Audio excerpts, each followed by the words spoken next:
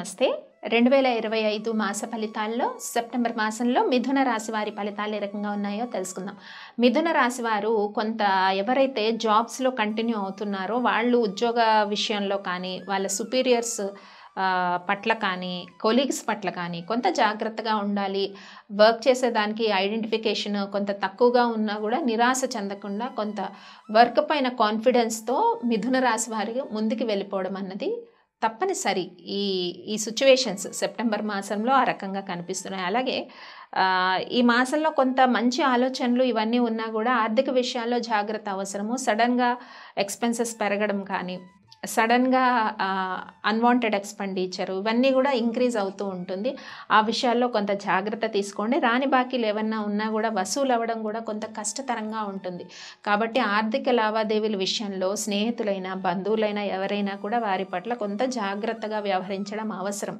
ఇక ఖర్చులు విషయానికి వస్తే ఇందాక మనం చెప్పుకున్నాం అన్‌వాంటెడ్ ఎక్స్‌పెండిచర్ అది కుటుంబ పరంగా ఏదైనా హెల్త్ ఇష్యూస్ కానీ, లేదా అంటే సోదరీమణులకి కొంత సహాయం చేయటం కానీ, వీటి వల్ల వచ్చే ఫైనాన్షియల్‌గా కొద్దిగా ఇబ్బందులు కలగాల్సిన పరిస్థితి ఉంది. ఎందుకంటే మీకు వారికి సహాయం చేయడం వల్ల మీకు ఫైనాన్షియల్ ఇబ్బందులు ఏర్పడే సిట్యుయేషన్స్ కూడా లేకపోలేదు. మిథున రాశి వారికి ఆ విషయాల్లో జాగ్రత్త తీసుకోవాలి. ఇక చాలా వరకు ఉద్యోగ ప్రయత్నాలు ఎవరైతే చేస్తున్నారో వాళ్ళందరికీ కూడా సెప్టెంబర్ 16, 17 లోపు కొన్ని అవకాశాలు అయితే కనిపిస్తూ ఉన్నాయి.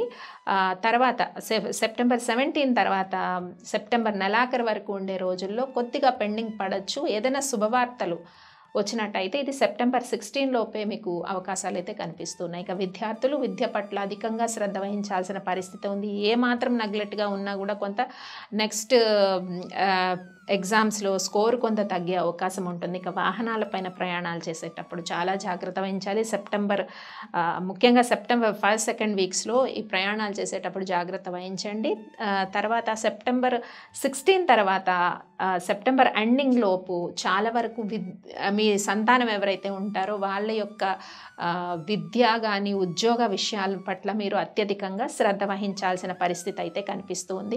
ముఖ్యంగా తండ్రి గారి ఆరోగ్య యోగక్షేమాలు కూడా చాలా అవసరము. ఎవరైతే వివాహ ప్రయత్నాలు చేస్తున్నారో వారికి ఈ మాసంలో కొంతవరకు సెప్టెంబర్ 16 లోపు కొన్ని అలయన్స్ వచ్చే అవకాశం ఉంది. ఇంకా సంతానం కోరుకున్న దంపతులకు కూడా కొన్ని విషయాల్లో జాప్యం ఏర్పడవచ్చు.